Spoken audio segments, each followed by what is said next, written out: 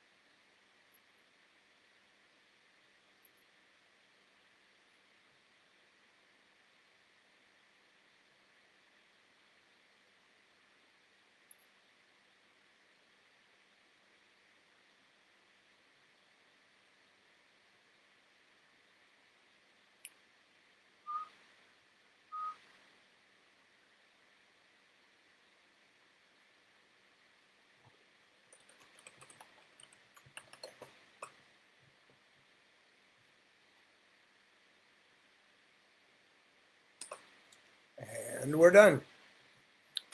Okay. Hello, everybody. Happy 4th of July to those of you um, staying up late here in the States. Although technically it is now the 5th of July, which, as I understand it, is one more than 4. So, July 5. But anyway, so yes, our Independence Day celebrations have just ended. More or less, we had a nice homestuck sort of a 4th of July ourselves. We made food, which everybody pitched in. Max made a very lovely apple pie. Tyler did her special Tyler tater tots, and we had just all kinds of cool things going on. The barbecue caught fire. That was me. That was my point on the helm. The captain with the con, and I set the barbecue on fire. It was not really. Nobody died. But because of the barbecue catching fire, I didn't get the asparagus off the grill in time, and because it was wrapped up in a package, which was just going to be the first stage before grilling, it's going to steam them a little bit, and they over steamed, and they wound up sort of like asparagus flavored earthworms. They were they were not al dente, so that was on me too. But the corn turned out great, and you know the burgers were okay once I salvaged them. So, and then we watched Hamilton. So it was a good 4th of July, and I have no complaints. Oh my Lord. Anyway, so what I'm going to do tonight is I am going to finish off Caliban's hour. And I don't think it'll be quite as long as last time. I'll probably finish before the hour. I can't guarantee I'll go on much past that, though, because it's been a long day. It's been a long, fiery day. But anyway, so lovely to see you guys. I hope you're all still taking care of yourselves and each other. And, you know, what a crazy, crazy time we live in. You know, Deborah and I oftentimes turn to each other, and now that we've reached mature adulthood, and we say, God, we're living in the science fiction future. But you know, it's also we're kind of living at this point in kind of one of those apocalyptic science fiction futures, or at least it occasionally feels like that with the pandemic and everything, and the absolutely bizarre things that happening in government and in the minds of some people out there in the world. But like I said, it's 4th of July. It's Independence Day. America got, God knows it's got problems, but it's got a lot of cool stuff too. So I'm proud to be an American. Despite all the things that there are to complain about, there's also a lot of good stuff too, and a lot of good people, a lot of really good people. So, um, not on both sides, not necessarily. Well, it depends on where your sides are. But anyway, you know, I have confidence, I have faith in my country. I almost said adopted country. It was just pretty silly since I was born here, but I guess because it's my wife's adopted country. So that's why I said it. I hope. Or I could just be losing my mind because it has been a long day. Anyway, I'm going to go back to reading Caliban's Hour. There's the book. This is the British edition. It was commissioned by my wife, Deborah, but she was not still with the company when it was published. So I'm going to just read the last paragraph or 4 of the previous section where Caliban, who had for a long time kept the secret. This is Caliban from Shakespeare's The Tempest, for those of you just tuning in, and I can't go back and tell the whole story, so you're just going to have to bear with me.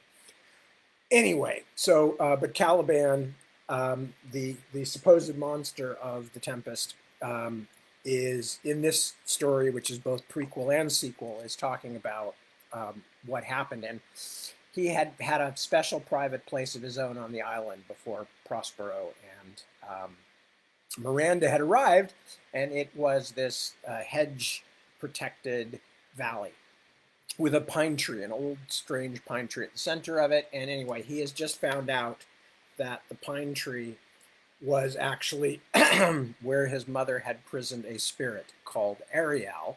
And Prospero has now, while at the same time being very angry with Caliban, has also found out about his thing. And now Prospero has just released the spirit, or is in the process of releasing the spirit from the tree. So that's the last bit of the last section that I'm going to reread, and then we'll start the new section.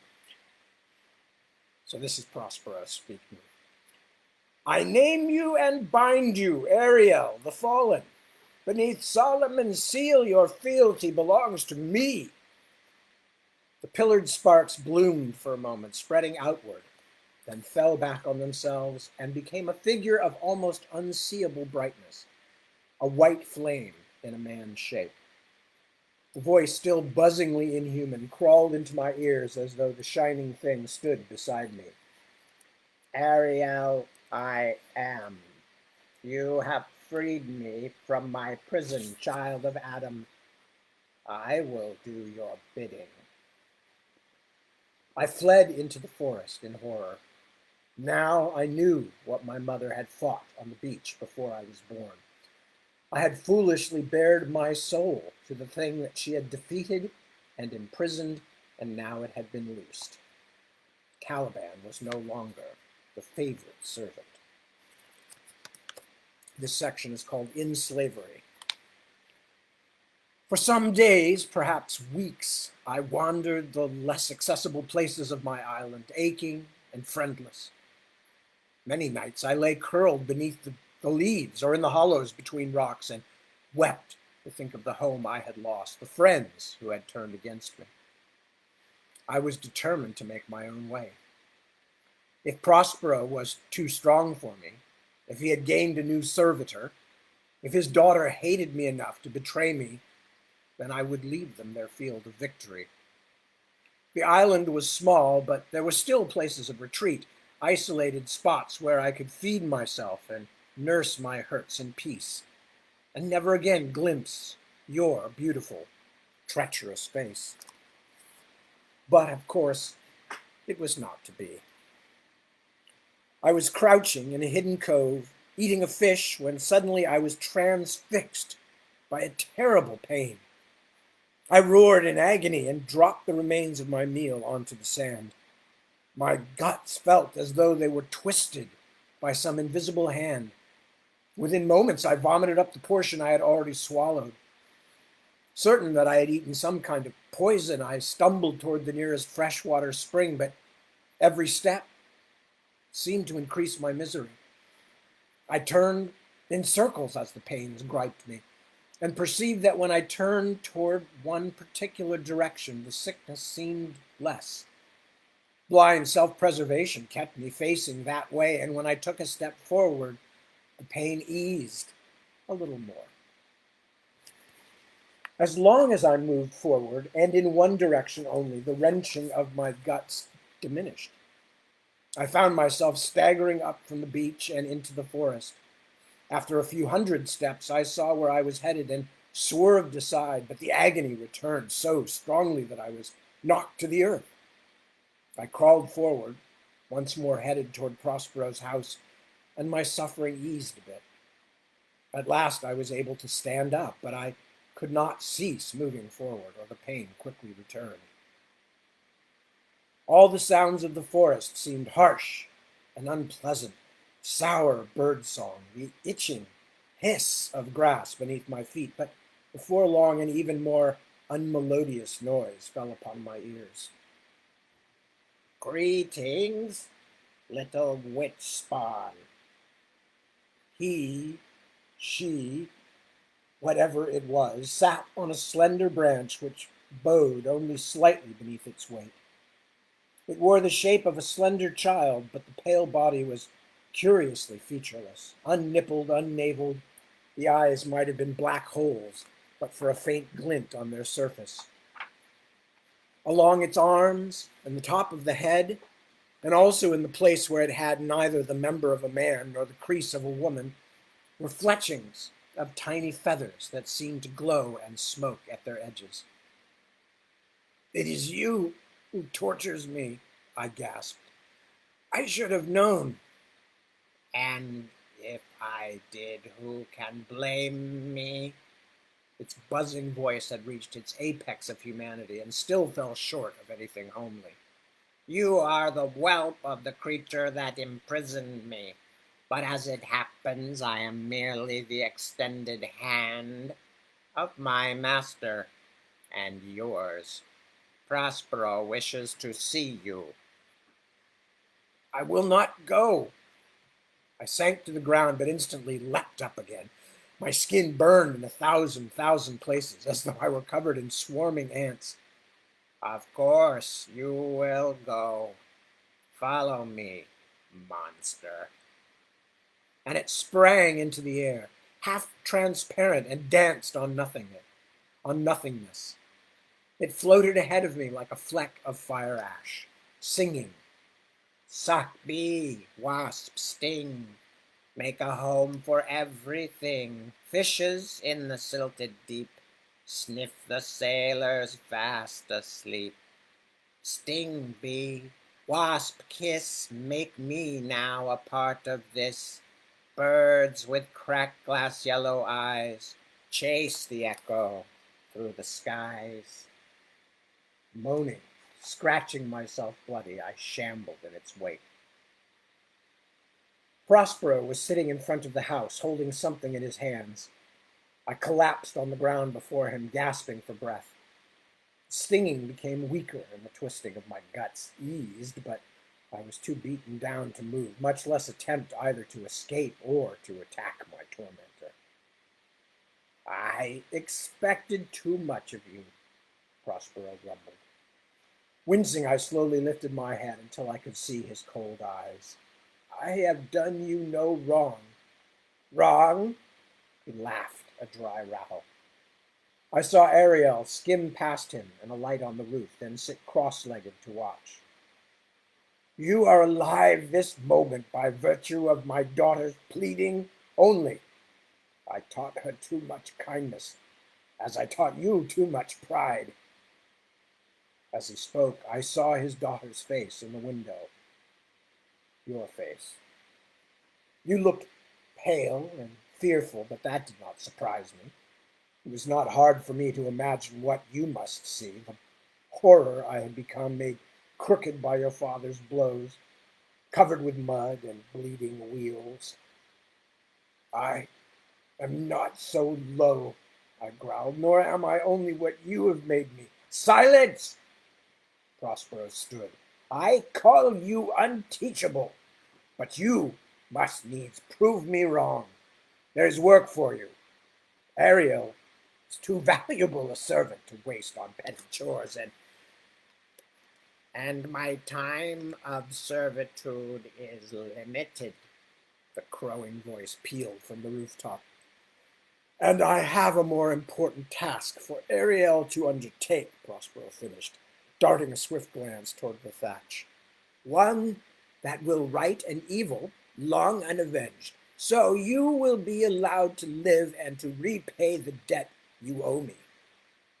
Debt? I groaned. Repay?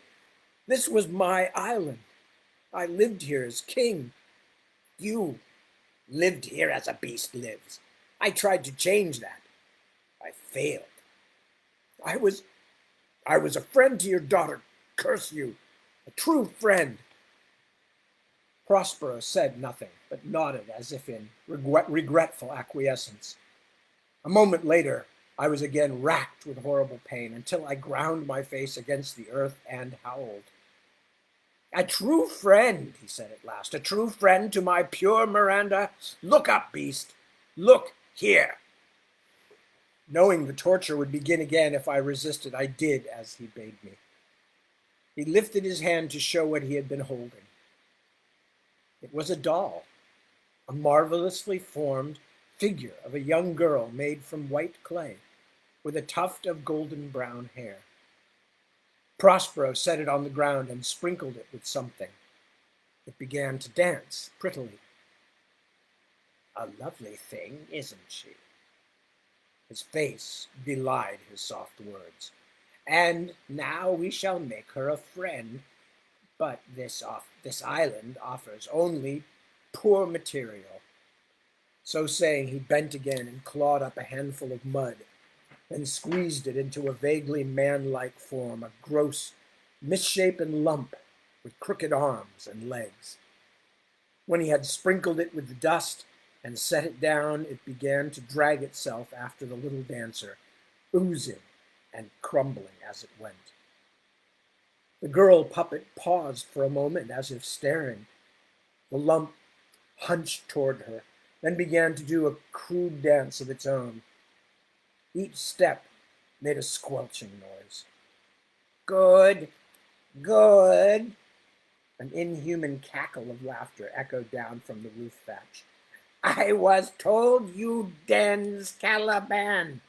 I witnessed a little of your grace on the journey here. Do you see? Prospero had adopted the patient tone of one who must repeat a lesson for a foolish student. I tried to make a man, but the dirt here is not sufficient to the task. The mud thing now ceased dancing and hobbled toward the other doll and caught her in its uneven arms. The little clay girl struggled but could not pull free. Everywhere the mud thing touched her, it streaked her with dark smears. It cannot be allowed, Prospero said. He reached down and pulled the slender dancer free and stamped the other beneath his heel. Although my eyes had filled with helpless tears, I thought I saw a bubble bulge and then gape in its head like a screaming mouth before it was crushed into oblivion. Do you see? It is hopeless. Some things cannot be improved, though we kill ourselves with trying. Now go to your room, or Ariel will convey you there in a way you do not like. Weeping, I crawled across the earth toward the shed that had been my home. I passed within a hand's breadth of Prospero's black boots. He did not move. His daughter's face had vanished from the window. As I dragged myself over the doorstep, I heard Ariel crowing, Ban, Ban, Caliban, not much of a monster, much less of a man. And there you lie, Miranda, with a look of indignant, threatened innocence drawn across your face like a veil. Innocence, even had you shown me nothing but kindness, even had you been as loyal as streams are to the ocean, always returning, how could I let you live who have seen me on that day? Do not speak. At this moment, I cannot bear to hear your lying voice. What would you tell me? That you begged your father on my behalf? That you softened his treatment of me by your quiet urgings, your daughterly coaxing? Nothing, nothing, and less than nothing.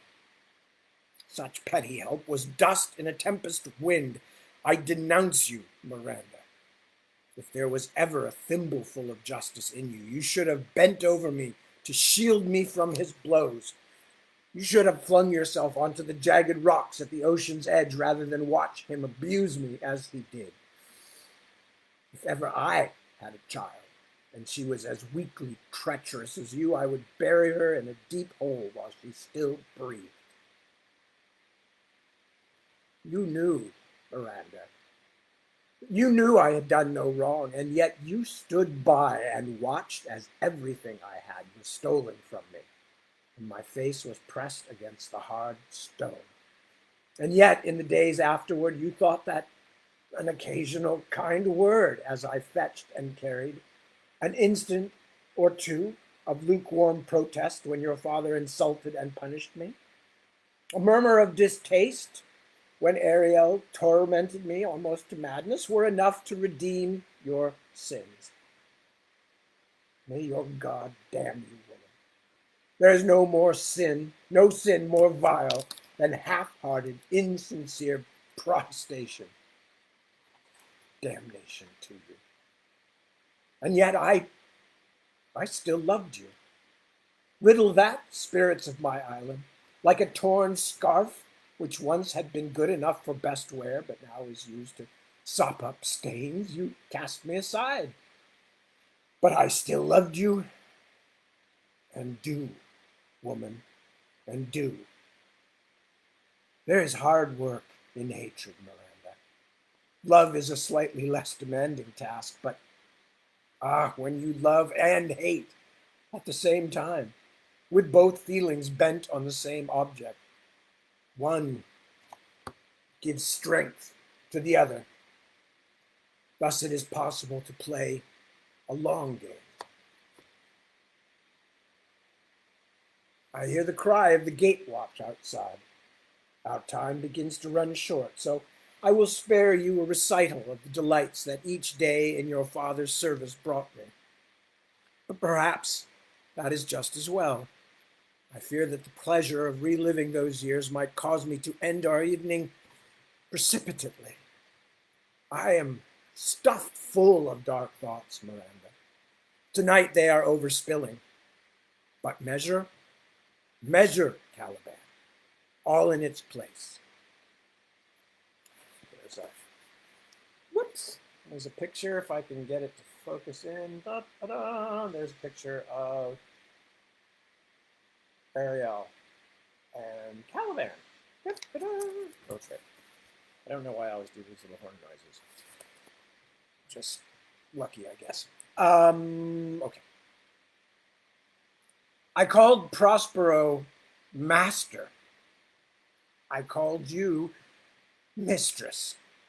Even when we were alone, I called you that, for fear that invisible Ariel might lurk, listening. Were there some way I could take my just revenge on that hell sprite, I might, as a barter, even renounce what I planned for you. Still, even for a chance at Ariel, I would not have given over my plans for your father. No, Prospero was the chiefest demon, and I curse him through death for eluding me. As some take their hours of leisure walking or singing, the creature Ariel delighted in following me about, filling my days with tricks and taunts and other persecutions. As long as your father wanted my strong bent back, Ariel was not allowed to kill me, but it made my days a misery. It flew around my head in the shape of a wasp, stinging me until tears of helpless rage ran down my face. It sang to me songs of my mother's putrefaction, chirping sweetly of her eyes falling into her skull, and her flesh becoming sodden muck, even that she and the murdered sow had joined together beneath the earth as a sort of rotting family, that even my dead mother had forgotten me. And it taunted me about you, Miranda. How it taunted me. It tormented me with lies, claiming I had stalked you by the pool and had planned to ravish you, saying the bird had seen me at it.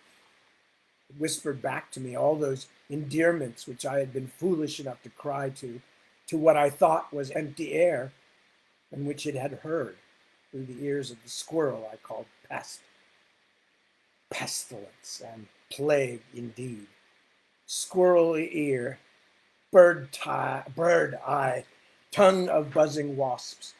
Imprisoned in the tree, Ariel had made for itself everything but a heart. Even when it was not plaguing me with nips and bites and burning pains on my foot soles, Ariel could not leave me alone. It perched in the trees above my head and yammered in its scratchy voice until I thought I would shriek. It told me long, maddening stories of its origins, each one different. Once it claimed it was the shade of a man my mother had murdered with her witchcraft. Another time it claimed to be a fallen angel, one of Lucifer's rebel army. Other times it sang strange songs of waking first in the boiling heart of a volcano, a spirit of fire. A fairy, a demon, an orphan of another spinning world, every tale different. Still the creature prattled on. I did not care, and do not now. If your God is real and he created a universe with things like Ariel in it, he is a master like Prospero was. He deserves to be overthrown and smothered in his bedclothes. The days of my servitude wore on. I got nothing but harsh words from your father, but those were surprisingly few. He was playing some deep game now that he commanded a power such as Ariel, and he was seldom away from his books. Even you did not see him often, nor, I think, suspect what he planned. In some ways, you were as much his slave as I. There is no absolution for you there, Miranda, but there is perhaps some mitigation when you stand before whatever judgment will follow mine. And now both loom very near. If ever I truly was an animal, and the spark within me shouts protest against the thought, it was in that time. Before you came to my island, I had been ignorant of speech, but I had known hope and joy and simple pleasure in the fact of my life. Now all those things were gone. I lost sight of everything but beast-like plodding. My spirit mired in sullen misery, I was truly the mud man. I cannot speak of it. Even now I cannot speak of it. To hobble back and forth every day, crooked and soiled, beneath your pitying eyes. I would have killed you in your pity 12 times, but I feared what your father would then have Ariel do to me. As miserable as my life was, it was my only remaining possession, and so I added to my own self-hatred the tally of cowardice. I could only hope that somehow, impossibly, deliverance might come, but could not imagine how such a thing might happen. And you, Miranda, were only a little more happily disposed. You were bait for the trap your father was building. But I did not know that. You did not know it. And so I deemed you just as malicious as your father. Prospero held himself a good man who had been poorly used. Even should we set aside his vicious treatment of me, Miranda, does putting the terror of a watery death into his enemies, achieved at what he felt was the petty cost of drowning a few dozen sailors, sound like the action of a good man? Does baiting with his daughter's virtue, a snare to recatch his dukedom, sound like goodness? And the selling of that daughter to his old enemy to enable his own resumption of power? I am sure you thought your swift love for Ferdinand genuine, but it was the last thing needed for Prospero's complete triumph. He must have known, even planned, that it would happen. How could you fail to love a tall, handsome young stranger? What comparison did you have but crippled, muddy Caliban? The king's ship came to the island, lured and then sunk by some sorcery of your father and his hellish servant, a spell long in preparation, swift and terrifying in execution. I knew nothing of it, but as Ariel worked its magics, painting storms across the sky that seemed to roar like 1,000 monsters and scorch the very fabric of heaven, I hid cowering in a grotto by the seashore, and there was almost drowned by the high leaping waves. Had that happened, perhaps you would be smiling and dandling your children even this moment, soothing their night terrors instead of facing one of your own. Certainly no tears would have been wasted on Caliban. By the time old Alonso and his liegemen were drawn to the island, I had already served my purpose. But I escaped the waves and fought my way up the cliff face into the hills above, weeping in fear as the thunder cracked on, louder than any I had ever heard. On either side of me, trees were split by jagged lightning thrusts, and left as smoking husks 100 replicas of the riven pine from which Ariel had sprung. Thus I did not see the ship's survivors coming to land. When the first of them happened upon me, I was astonished, and thought them spirits of the storm, perhaps even brothers to Ariel. I cowered in the undergrowth beside the path, but they were as frightened by me as I of them. Poor Stefano and Trinculo, unlucky men to have made such a doomful friend as me. Oh, the lies your father later told you, Miranda, in which you hurried to believe. He told you that those sailors and I plotted some murderous rebellion, that only his wits and Ariel's magic saved you and him from death. Lies, lies, lies. They were rough fellows, those two, but honest withal. When I spoke, thinking to placate these new tormentors, they thought me a prodigy, a sport of nature. An ape that speaks, one said, and the other nodded. When I told them I was the son of an exile, and that I had been enslaved by a later arrival, they were astounded. But when I told them who it was who had enslaved me, they were less surprised. Prospero, the warlock? That name is well known and well feared, said Stefano. His dark arts were a danger to Milan, and so he was driven thence. Then they feared for the safety of their king, who had earned Prospero's hatred by supporting the wizard's brother in his overthrow. They had been sent to explore the island and find help, if possible, but now they gave over their task and hurried back toward the beach, where the ship's passengers had floundered ashore, bidding me accompany them and promising me food and protection from my master. For the first time, I dared to hope that my life might be changed. Hope is a cruelty even Ariel had not mastered. Foolish Caliban. Foolish, foolish mudman. The king and his party were gone. The beach empty but for a single sandy corpse, one of the sailors cast overboard by the storm who had finally washed onto the shore. I stared at his bulging, sightless eyes as Stefano and Trinculo cursed their luck. He was another of your father's victims, Miranda. I do not even know his name, but he had curly, dark hair and wore a cross carved from ivory around his neck. In some other world, I may see him, and if so, I will tell him that there is no justice on this earth, where the games of some cause the deaths of men they do not know. I have not spent long among your kind, Miranda. Perhaps he knew this even before the sea took him. We hurried on in pursuit of King Alonso, but Ariel's storm spell had left webs of magic everywhere. My familiar island had become a maze of confusion. False trails, misleading sounds, and sourceless light. Several times, a shimmer of music from nowhere led us through the forest tracks for hours, but never any closer to our goal. We grew tired and dropped for a while to sleep, a fitful sleep, before wakening and staggering on.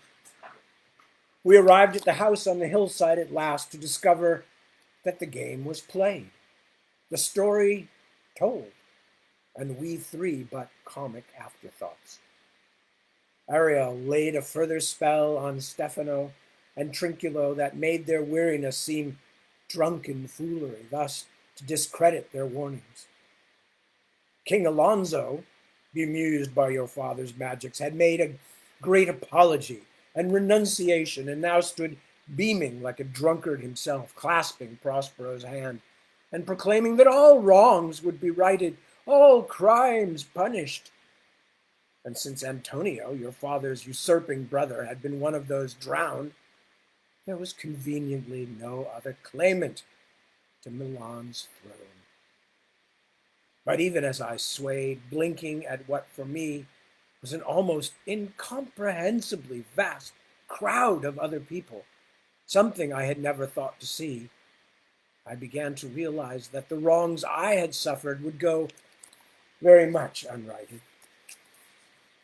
Then you appeared, Miranda, clutching at a boy with a face pale as goat's milk and an expression no cleverer than would adorn a goat's front. But it was not the expression on his face that caused my heart to tumble down into a dark hole. The king had apparently thought his cream-faced son dead and made loud cries of astonishment. He embraced him, then wonderingly embraced you as well. This is my Miranda, his son Ferdinand told him. She will be my wife. She is beautiful and kind and is properly a maiden. Your daughter, Duke Prosper? Alonso asked in some surprise. Aye, and pure every inch, answered your father. Fit bride for a prince. If it is your pleasure they should wed, we may make the return voyage a wedding progress. Alas, declared Alonso, our ship is sunk. We are marooned all. Prospero nodded, smiling deep in his beard. There was other talk then, but I did not hear it. The sight of you mooning at Ferdinand was a knife in my eye. My ears filled with a terrible rushing, as though Ariel had resummoned the storm. I fell to my knees between Stefano and Trinculo and gave out a great cry. But no one paid any attention. The spell-dazzled pair beside me had not the wits, and all the others were too full of questions and celebration. I groaned again, and would not have been surprised had my heart split in my breast and killed me. But fate had in mind for me a longer spell of suffering. There was a great festival that night. Ariel conjured a magic banquet, but with freedom only hours away, I wonder how much attention the Hell Sprite gave to its work. Some of the viands turned ghostly and then vanished entirely before they could be eaten. As for the rest of the meal, one might wonder how filling it was. In any case, it all mattered little to me. Prospero bade me serve, but I would not. After Stefano and Trinculo had been called rebels and clapped in chains by their ungrateful ruler, I no longer cared what might happen, and lay all evening as one dead near the front door of the house, refusing to get up. Prospero was angry, but did not have Ariel harry me into service. Perhaps he feared to show his new allies how his will was usually accomplished. You, Miranda, you had eyes for nothing but your new love, that odious princeling with whom, I suspect, your father had long planned to breed you like a heifer. Ferdinand paddled at your neck and fed you with his own fingers, an affection that I have no doubt lasted only slightly longer than Ariel's repast, while your sire looked on beaming his approval. Your father's one-time toady, Gonzalo, now restored to his service, proposed salutation after salutation, both to Prosper and Alonso, bidding heaven smile on the binding up of old hurts and the union of two such noble families. And they all stand upon my neck, I groaned in the shadows. Ban, ban, Caliban. A At the end of the meal, Ariel, still invisible to any save me and Prospero, since you had eyes only for Prince Wayface, flew into the sky at your father's whispered command. Behold, your father cried aloud, the last of my magics, but not the least. He waved his staff. Instantly there flew across the face of the moon a streak of fire which widened into a blazing sheet, then became the image of a ship. The king's vessel, etched in lines of flame, burned against the velvety night, rocking and wallowing as though it might sink. Miracle of miracles, cried Alfonso. It is the very picture of the tempest that wrecked us. The fiery boat sank in burning waves, and tiny flaming figures swam away from it. Then, as the onlookers gasped and pointed, the ship faded in a drizzle of sparks. It was only when the last of the glowing drops had vanished that we could see a great shimmer of light rising above the trees, a subtler radiance that seemed to have its source in the ocean far below us. What is this, Duke Prospero? Cried young Ferdinand, clasping you to him with a great show of protectiveness. Have your fire magic set the forest ablaze? After me, and you will discover, your father said, and set out down the hillside, his staff suddenly burning at its tip like a torch. The company rose and followed. I would have remained where I lay huddled, having no desire to see anything more, half hoping that the forest had indeed caught fire and would soon burn me and the island and everyone else to mute ash.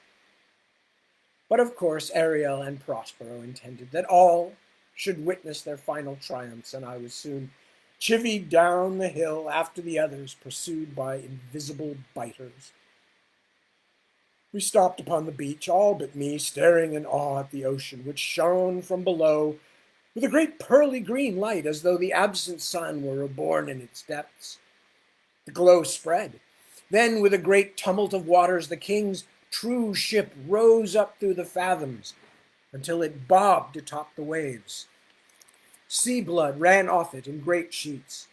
Blue fire leaped among the masts. Here and there a waxy corpse dangled in the rigging. Your ship is raised, Prospero told the king, and bowed as one who has done a significant but modest favor. We may sail back to Naples. Justly I am once more become Milan absolute, and so I abjure further magics. As he spoke, he scratched something in the sand.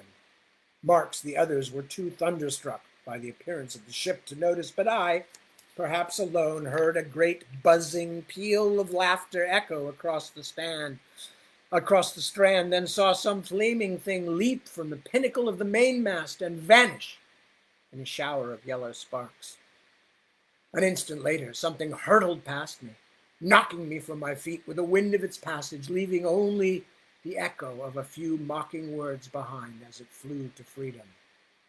Find a new master, get a new man. As I lay panting in the dirt, you detached yourself from the milling company and made your way toward me. You were dressed in your finest clothes. I wore only rags and mud, my head garlanded with briar tangles. Caliban? I turned my face away. My father is a strict man, but not a cruel one. I have told him that your rebellion was only foolishness. He has decided to forgive you. I clenched my fist, but said nothing. I wished only for you to go away and leave me in peace. You will be punished no further, and you will have your island back again as you wished, for we are returning to Naples with King Alonso. You sensed the anger in my silence, for you said, Can you not be happy for me, Caliban? I love Ferdinand truly, and soon I will see again the place I was born. It will be as a new world to me. I stared at the pale-faced, chattering company, you had left down on the beach. Vile Prospero, senile Alonso, and all the rest. Oh, brave new world it must be, I growled, that has such creatures in it. Go to it, you. It will be a fit place for your life. You turned away then, and until I appeared in your bedroom tonight, we exchanged no more words. But I was not to be allowed even my final, furious morning. As I crawled away into the forest, I heard footfalls behind me. Your father's black boots stepped in front of me, forcing me to halt. I have dealt harshly with you in the past, Caliban, but it was for your own betterment. Now I leave you to your future and your freedom. Go away, you madman, I cried. Let me be. He hesitated, then turned and paced back toward the beach. I crouched, sobbing, and heard him stop again. I lowered my head and tried to cover my ears, but could not shut out his last terrible words. In my way, little savage, I loved you once. And then he was gone.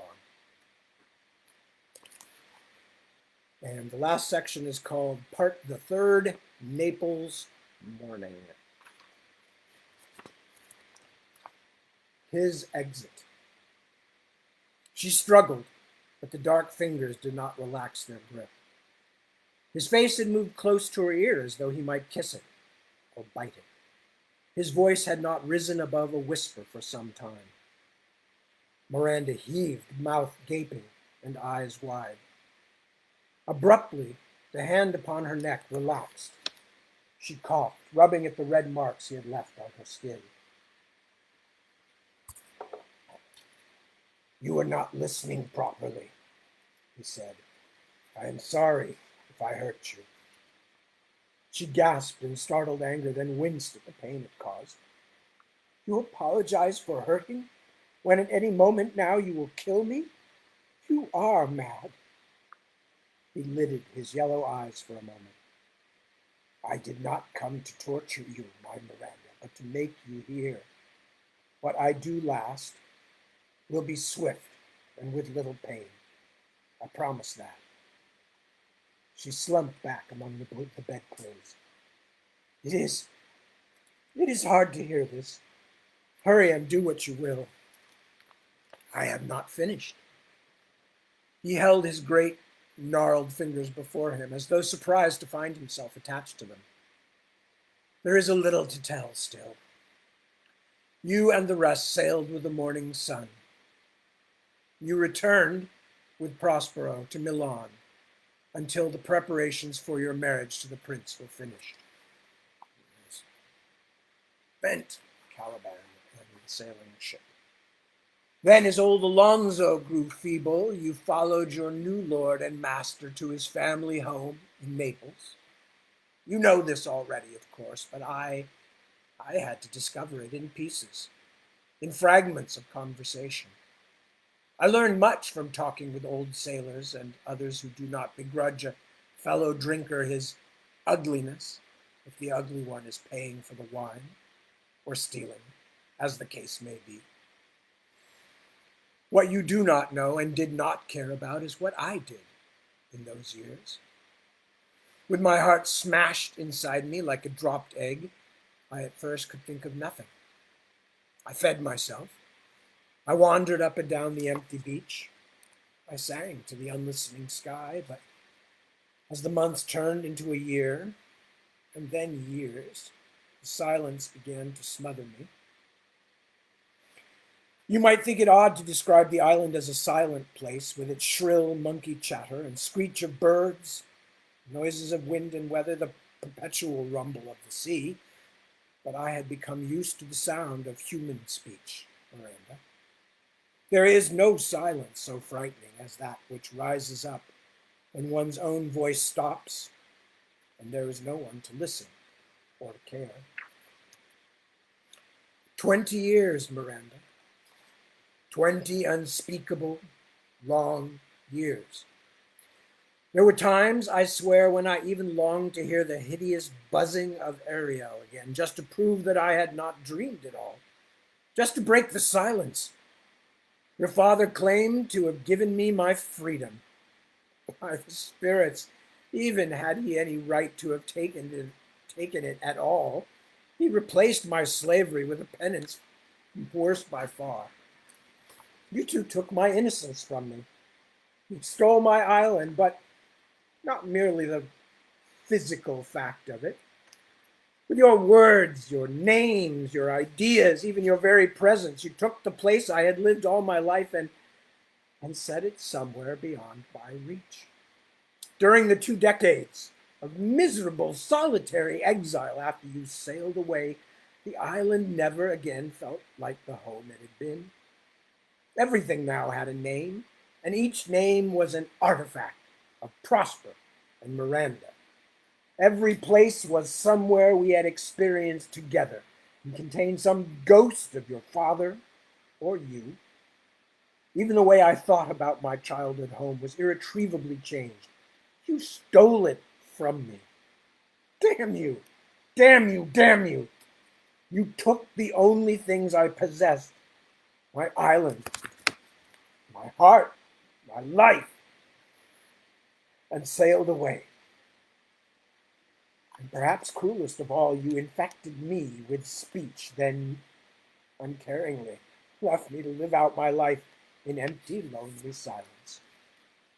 Do you wonder, then, that when a ship finally anchored off the coast and men came in search of fruit and meat and fresh water, that I swam out by night and clambered aboard? It was not easy to hide for the whole of that long sea voyage, but I can be fearfully stealthy when I wish to.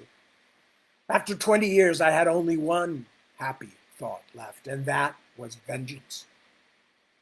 Do you wonder that I made my way to Milan in search of your father, determined to slay him with these hands? My quest was not a simple one, Miranda. I knew nothing much of your world when the ship brought me to your shores, and know only a little more now. But there is a fire burning in me that will not be quenched.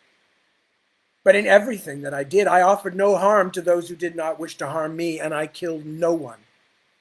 How could I, after all my suffering, use other innocents, after the fashion of the sailor your father drowned and left upon the beach? Searching first for your father, then you, I learned enough of this world to know I want no part of it. The pictures in your father's books lied.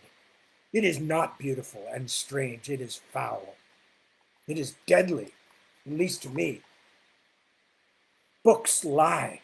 A drawing of a serpent does not describe what its venom feels like, scalding in your veins. So when I have finished what I came to do tonight, I will do my best to make my way back to my island. For all the corruption you brought to it, it is still a sort of home, the only one I will ever know. I know which ships will take me there, and if I must once again hide among stinking fish for my passage, what is that to a monster? He paused, breathing hard.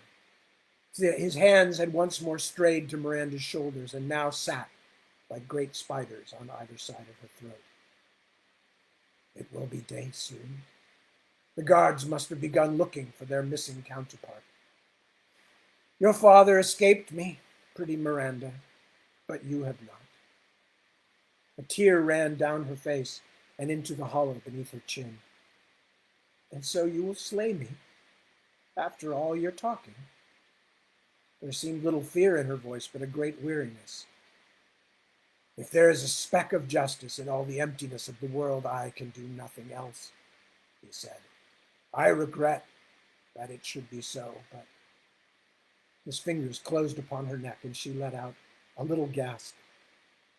For a moment, the long muscles in his arms bunched beneath the fur. From somewhere in the room there came a soft, fluttering noise, like a trapped bird beating with its wings against a curtain. Her hands reached up and closed around his wrists, but gently. No, I cannot do it this way, He pulled a cushion from beneath her head. I thought that I would wish to see your eyes at the end, Miranda, but I find I do not. He moved onto the edge of the bed, leaning his heavy body across her, pinioning her arms and legs, then lowered the cushion towards her face. I will hold another memory of you, I think. Stop! The voice was muffled. The tapestry that hung beside the door billowed, and one edge sagged and tore free as the pale figure fought its way loose. No, please, do not hurt her. The monster stared, amazed. The young girl hurried forward and pulled his unresisting hand from the cushion and lifted it from Miranda's head and buried her own face in her mother's breast, sobbing. Giulietta, her mother gasped. For the first time in some long while, feeling had returned to her voice. Oh, merciful Lord, what are you doing here? Run away, daughter, run! A dark arm stretched. The monster's hand closed on Giulietta's neck, but gently. How long have you listened? He growled. Is it true? Giulietta demanded, lifting her tear-stained eyes to her mother's. Is it all true? Miranda, too, was weeping. Oh, sweet God, why did you come? I could not sleep. Bad dreams. I came to talk to you, then hid when I heard voices. Is it true, Mother, what he said? Her mother could not reply. Enough! He tightened his grip, pulling the girl upright. His voice was flat and harsh. I would not slay an innocent, but the tears of this piglet will not prevent the execution of the sow. I am sorry you should see this child, but you have earned it, penalty for your spying. Miranda sat up, striking uselessly at Caliban's arms. Do not hurt her. She has done nothing. As I did nothing, but still was punished? You stupid woman, he growled. Or as you did nothing when your father and Ariel tormented me day in and day out? There are many sorts of nothing. He pushed her roughly back down. But I said I would not slay her. Do you never listen? Or have so many years of living with lies made you deaf to the truth? He raised the cushion over her head. She has heard what you did to me. Now she will see a rough justice done. Afterwards she will join that useless old guard in forced slumber. Miranda closed her eyes. Oh God, then, let it be. Do not hurt her, Caliban. As you said, she is an innocent. Giulietta twisted in his grip. Do not kill my mother. She can atone no other way, child. Take me instead. No! Miranda began to struggle. Silence, both of you! He pulled the daughter up and shoved her to one side.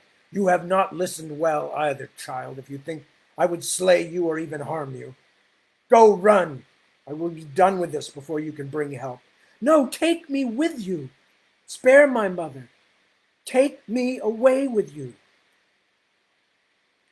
At her words, a silence descended on the room, an expanding instant in which the very flame of the candle seemed to freeze into immobility. His eyes narrowed. What are you saying? What madness! Take me back to your island, and I will live there with you. She sat up, rubbing the tears from her face. There's nothing for me here but a marriage to fat Renato Orsino and a life spent raising his babies.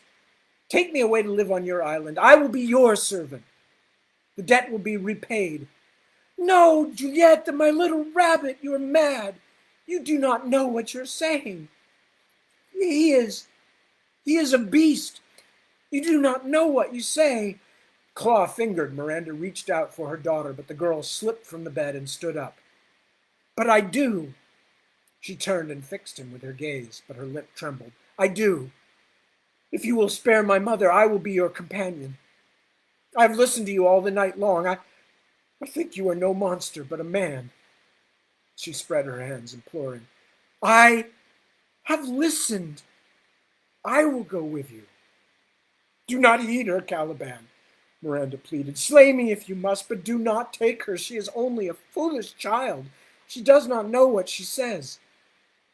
As the great dark head swiveled from daughter to mother, there was a clatter in the courtyard below, followed by the muffled voices of men.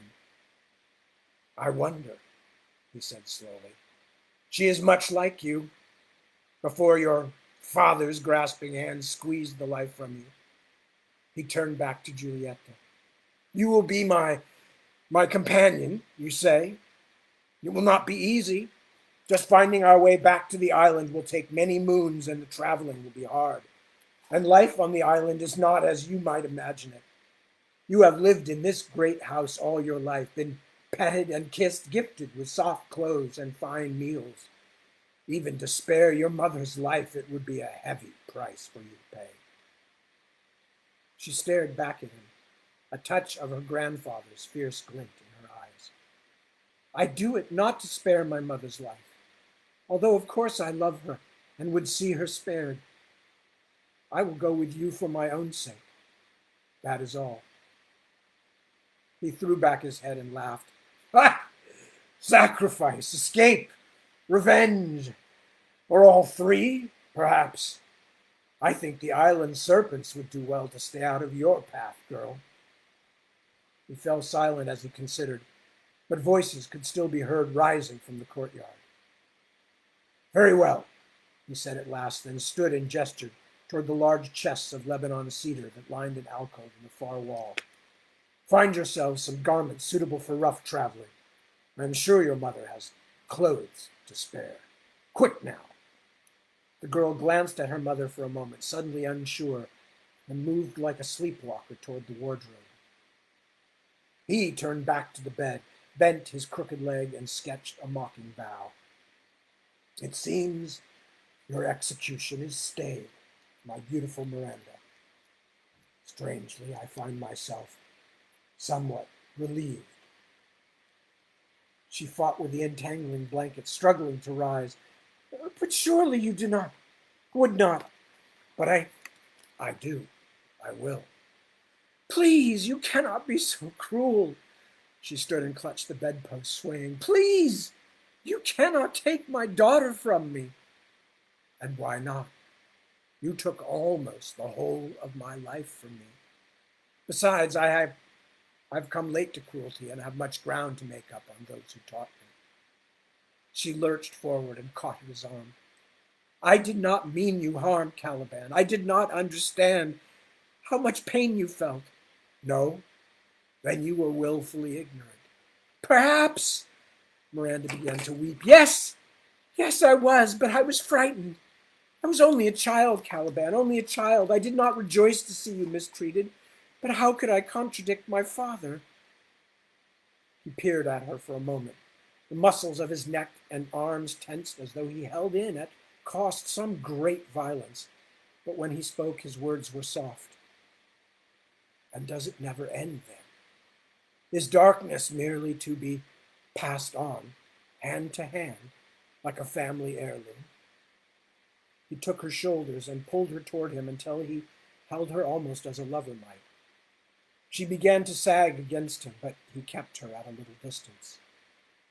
If God sends lightning to burn down your house, do you thank him, praise him, and live forever after in the ash and rubble? Or do you clean away the charred rack and build a new house? I do not understand you. I think you do, Miranda. In some place at some hour, responsibility must be taken at last. He gently pushed her away and moved toward the window, wrapping his cloak in several folds around his arm. She sank to her knees. God, she groaned, so there is nothing I can do. You will take her away. I will lose my daughter. It seems you have mostly lost her already. But yes, you will suffer and you will regret.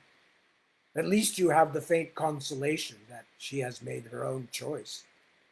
That is more than nothing, is it not? Miranda did not reply. She covered her face with her hands. Come, young one, he called. It is time. The guard is changed, and they will come to look for their missing comrade very soon. The girl let the lid of the chest fall shut. She wore a dark, heavy cloak and an expression of anxious resolution. Now? The monster nodded, then thrust his covered arm through the window panes, one after the other. What seemed an unending shower of glass tinkled onto a lower section of the roof. When he had finished, he carefully broke out the wooden crossbars. A chill wind moved through the room. The candle flame cast jittering shadows. "You would do well to prepare a lie, Miranda," he said. "Otherwise, someone may be injured in the pursuit of us. I wish no harm to innocents, but I will never again let myself be captured and used like a beast." His voice took on an edge of scorn. "I think for one so versed in that city art, falsification will not prove much of a challenge. In any case, you may tell them every bit of truth except that you know who the abductor is and that you know where he is taking your daughter." He paused, regarding her where she crouched on the cold floor. "Remember, Miranda, whether I am beast or man, you have made me what I am. I have no pity for you, but you are a mother. And even Caliban had one of those. So I will also tell you this." He moved to the window and beckoned to Giulietta. She hesitated, then ran and embraced Miranda, pressing her wet cheek against her mother's for a long moment before pulling free of her desperate grasp. A moment later, she stood shivering beside the dark figure. "Oh, God," whispered Miranda, I wish. He raised his hand. "Listen. I will treat her with exactly the same respect and kindness and love which I showed to you. I swear that by all the spirits of my island." He looked down at the small shape beside him. "So now we come to the test. If I am the monster you and your father made me out, then you should run and throw open the doors and shout for help this very instant, for if I am that brute, surely no promise of mine can be trusted, and you would be abandoning your beloved child to ravishment and murder." He caught at Giulietta's arm, then slid out through the broken window. "If I am what your father claimed, you are guiltless in anything you have done to me. If I am that beast, then everything I have said tonight is self-serving falsehood, a bad dream, and you can send your soldiers after me to kill me and to bring back your daughter. You will sleep with an easy conscience." He helped the girl through the window, then effortlessly swept her up in one massive arm. Her cloak flapped in the wind. She seemed a little frightened now, but wrapped her arms around his neck and said nothing. "If not, then give us until the candle burns down to escape." Miranda took her hands away from her face. Her skin was pale, her eyes red-rimmed. "So, Prosper's daughter," he murmured. "So."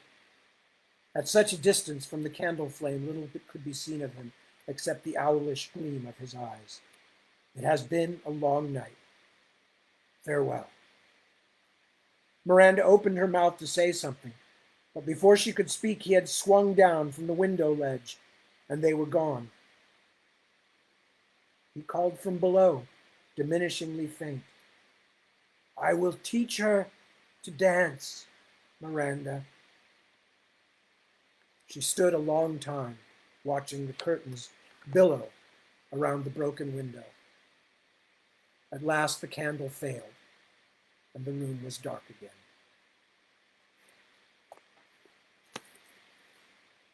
And that is the end of the story.